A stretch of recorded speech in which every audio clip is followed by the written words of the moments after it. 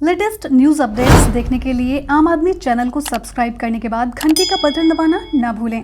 आपको वीडियो कैसा लगा ये कमेंट में हमें जरूर बताएं।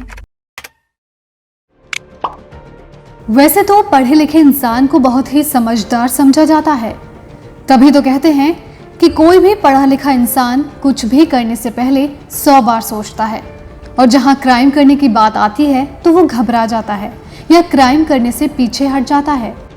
लेकिन एनसीआरबी यानी राष्ट्रीय अपराध रिकॉर्ड ब्यूरो की एक क्राइम रिपोर्ट इसके उलट ही आंकड़े बता रही है। एनसीआरबी की रिपोर्ट के अनुसार भारत के उत्तर प्रदेश की जेलों में सबसे ज्यादा पढ़े लिखे लोग कैदी हैं। इनमें से ज्यादातर कैदी पोस्ट ग्रेजुएट और इंजीनियर हैं।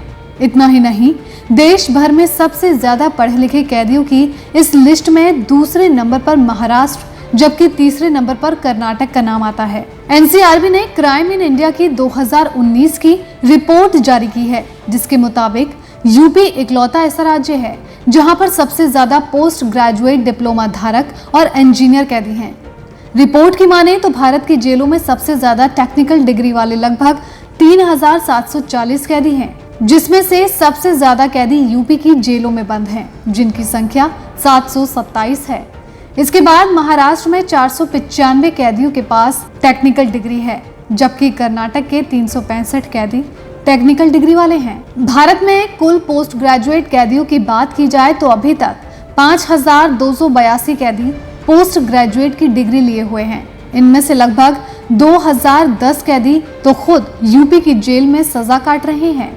यूपी के डीजीपी आनंद कुमार ने कहा कि टेक्निकल डिग्री रखने वाले इन कैदियों पर सबसे ज्यादा दहेज, हत्या या रेप के आरोप हैं, जबकि कुछ फाइनेंशियल क्राइम के चलते जेल की हवा खा रहे हैं। डीजीपी आनंद कुमार ने बताया कि इंजीनियर की डिग्री वाले कैदी की मदद से जेलों में टेक्निकल अपग्रेड किया जाता है।